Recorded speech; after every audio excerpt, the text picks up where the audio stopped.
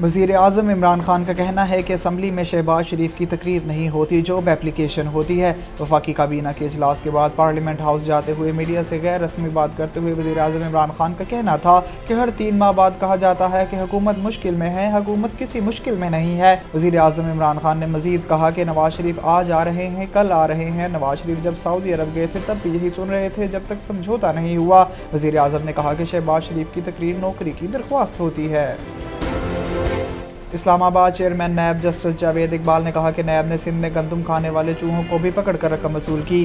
Chairman NAB justice Javed Iqbal ने इस्लामाबाद में तकरीब से खिताब करते हुए कहा कि सखर में 20 अरब की गंदम के ज़खायर इधर उधर हो गए थे। पूछने पर कहा गया चूहों ने खाए, फिर इन चूहों को नैब ने पकड़ा तो इनसे 20 अरब रुपए की रिकवरी हुई। हमने वो 20 अरब रुपए सिंध हुकूमत को दे दिए। नैब पर तनकीद ज़रूर करें लेकिन सबूत के साथ।